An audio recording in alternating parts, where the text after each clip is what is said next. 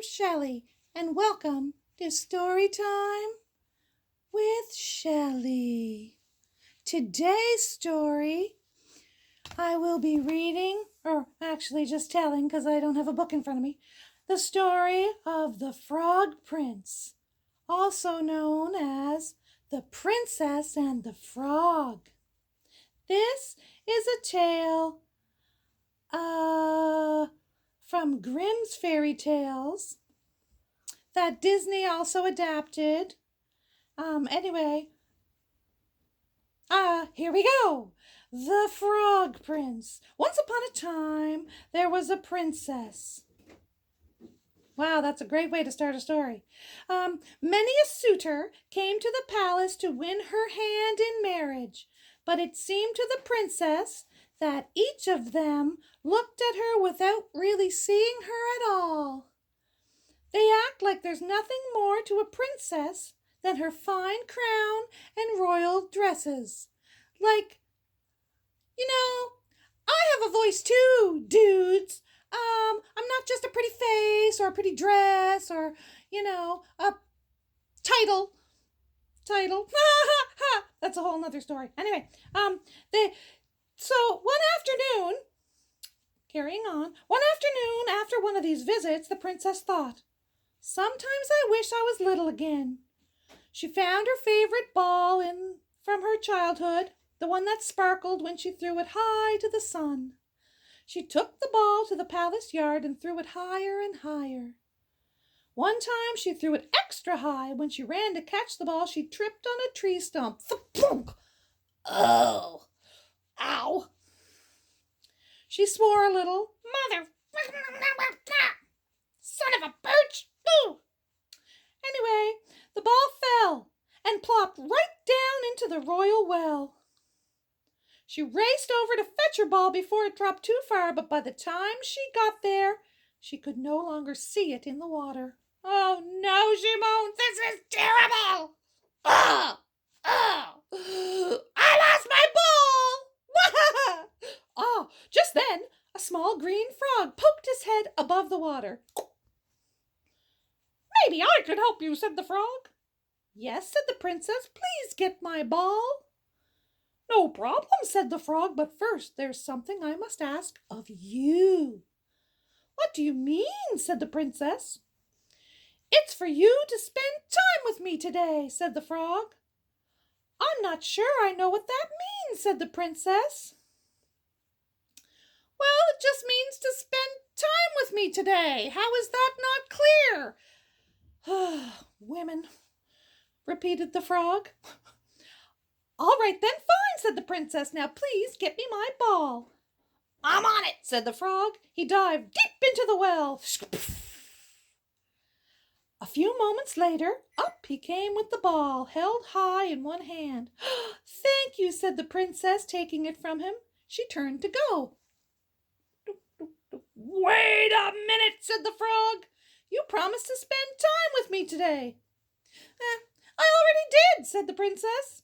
And she walked back to the palace. That's not cool, princess. That's not cool at all. Not cool. That night, at dinner with her family, the royal advisors, there was a knock on the door. The servant opened the door and saw no one there. The frog, standing low, cleared his throat. Ribbit. The princess promised to spend time with me today, said the frog in a loud voice, so here I am. Daughter, said the king from the far end of the table, did you promise to spend time with this frog as he claims? Well, sort of, Dad, said the princess after a pause. Oh, she added, very well, come on in. The servants quickly set a new place setting for the frog, and he hopped up over to the royal dining table. Hop, hop, hop, hop, hop. Ha ha. Ha ha ha. Hop. Anyway, conversation turned to a topic of concern in the kingdom.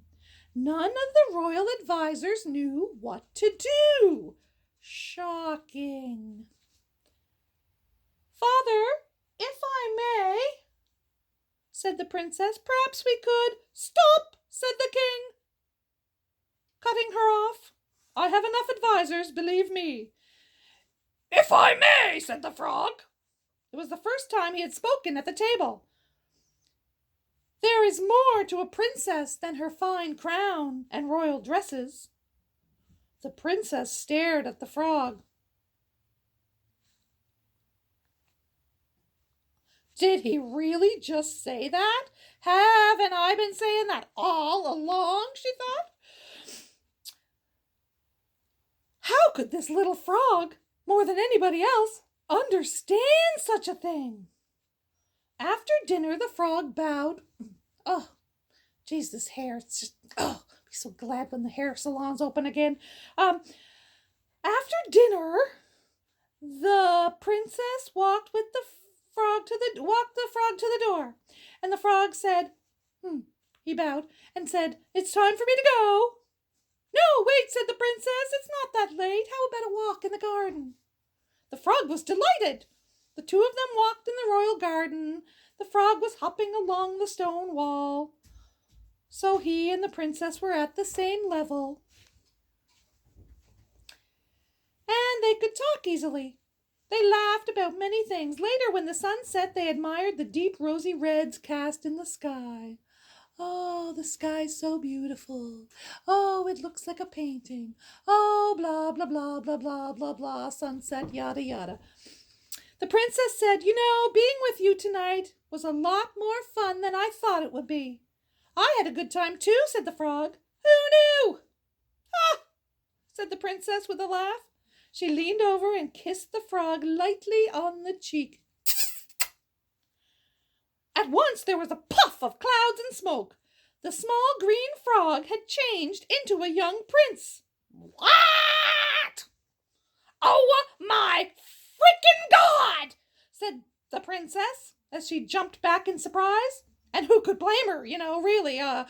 Sure, there was a little tiny frog, and all of a sudden, boom, a man. Oh, and what a man he was. Yahoo! Woohoo! Yummity yum.